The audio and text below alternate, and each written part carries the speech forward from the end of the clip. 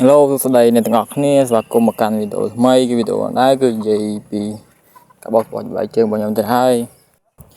ស្បែកជើងខ្ញុំផងដែរគឺខ្ញុំពាក់វាយូរហើយជាច្រើនថ្ងៃដែរហើយអាចនឹងចូលខែខ្ញុំមិនបានបោកទេតាំងពីចូលឆ្នាំមកទើបតែបានមកបោកថ្ងៃហ្នឹងទេហើយថ្ងៃហ្នឹងគឺជាថ្ងៃអាទិត្យដែលខ្ញុំទៅនេហើយគួបរួមជាមួយនឹងថ្ងៃហ្នឹងគឺអត់រៀនផងគឺ day off ចឹងហើយក៏មានលាយឡំជាមួយនឹងអាវរៀនអាវអីមកបោកជាមួយគ្នាតែម្ដងបើមិនបោកទេស្អែកថ្ងៃច័ន្ទអត់មានអីពាក់ទេប្រហែលតែរៀនដោះអាវឬក៏ដើរស្រាតហើយចឹងហើយគឺត្រូវបោកឲ្យហើយដើម្បីបានស្អែកពាក់ព្រោះអីជាឯកជាថ្ងៃច័ន្ទហើយនេះគឺស្បែកជើងរបស់ខ្ញុំគឺខ្ញុំថតពេលខ្ញុំទៅរៀបវាលេងទៅឃើញស្អាតខ្ញុំក៏ថតវាលេងទៅហើយខ្ញុំថតដែរគ្មានកម្រោឬ project អីទេខ្ញុំចេះតែថតដែរទេគ្មានកិច្ចការងារអីទេប៉ុន្តែធ្វើម៉េចបើយើងយកចិត្តថតអញ្ចឹងហើយនេះគឺមុននឹងខ្ញុំបោកយើងគឺខ្ញុំដោះត្រូវដោះខ្សែស្បែកជើងដោះអីហើយរូតអាខាងក្រោមបាតរបស់វាកាលណាបើយើងអត់រូតទេព្រោះអីអាខាងក្រោមបាតវាហ្នឹងវាប្រឡាក់ច្រើនទៅពេលវាប្រឡាក់ច្រើនទៅធ្វើឲ្យយើងពិបាកក្នុងការសម្អាតវាអញ្ចឹងតែហើយគឺខ្ញុំយកច្រាសមករូតដើម្បីឲ្យវាជ្រះទៅបើថាយើងយកដៃដោះវាអត់បាទអត់វាអត់ជ្រះទេហើយជាមួយគ្នាហ្នឹងគឺខ្ញុំមុនខ្ញុំជ្រះវាអស់ហើយក៏ខ្ញុំយកវាដាក់ត្រាំទឹកវាខុសពីរាល់ដងខ្ញុំមិនដាក់ហ៊ានត្រាំទឹកឬដាក់អីទេព្រោះអីខ្ញុំខ្លាចវាខូចស្បែកតែឥឡូវនេះដោយសារវាប្រឡាក់ហើយវាធំក្លិនដោយសារវាប៉ះទឹកប៉ះអីផងពេលដែលយើងទៅរៀនទៅមិនភ្លៀងមិនអីទៅវាសើមអញ្ចឹងហើយខ្ញុំក៏ដាក់ត្រាំទឹកវាម្ដងគឺស្បែកជើងគឺខ្ញុំត្រាំទឹកគឺលើកទី1ទេគឺខ្ញុំមិនដែលហ៊ានដាក់ត្រាំទឹកទេព្រោះអីខ្លាចវាខូច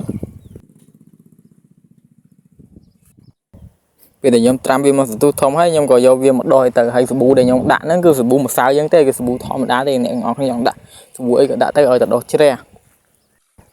ខ្ញុំដាក់ធម្មតាហើយខ្ញុំយកដៃដោះវាទៅកន្លែងណាប្រឡាក់ទៅដើម្បី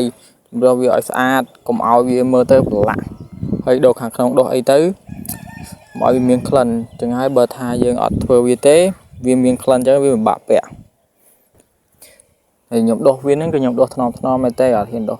ខ្លាំងទេហើយឃើញលឿនហ្នឹងគឺវីដេអូរបស់ខ្ញុំសារបើខ្ញុំអត់សារទេគឺវាលឿនអស់មិនមែនលឿនទេគឺវាយូរកាលណាវាយូរទៅវាស៊ីមកហើយខ្ញុំដោះហ្នឹងគឺថ្នមបំផុតប៉ុន្តែគឺដោយសារតែយើងសារទៅឃើញវារឿងខ្លាំងហើយលឿនទៀតហើយវីដេអូបោកបែបនេះណាគេក៏អាចធ្វើបានដែរធ្វើបានដូចគ្នាទេប៉ុន្តែអត់មានអ្នកទៅចាក់រថតទេតែយើងថតនេះដោយសារតែខ្ញុំចង់ថតទៅពេលចង់ថតទៅខ្ញុំក៏ថតតែយើងធ្វើទៅហើយខ្ញុំដោះនេះខ្ញុំត្រាំទឹកត្រាប់ឲ្យលាងវាឲ្យស្អាតឲ្យអីទៅហើយនេះគឺស្បែកជើងដែលខ្ញុំដោះហើយតែវាអត់ស្អាតទេវានៅប្រឡាក់ដែរហើយខ្ញុំក៏ដោះវាម្ដងទៀតហើយអានេះគឺដែលខ្ញុំបានតែ 80% ទេព្រោះវានៅប្រឡាក់វាដោះជ្រះដឹងអាប្រឡាក់ជ័រអីទេព្រោះខ្ញុំប្រើសាប៊ូធម្មតាដោះជ្រះទេហើយស្បែកជើងដែលខ្ញុំប្រើនេះគឺមកពីចិនគឺ made in China ប៉ុណ្ណាណីតែម្ដងទាំងពីរប៉ុន្តែរបស់នេះគឺរបស់ fake ណាម៉ាស៊ីននេះណាកុំច្រឡំស៊ីនថ្លៃឌីដាអញ្ចឹងពេលដែលខ្ញុំបោកវាហាលអីហើយ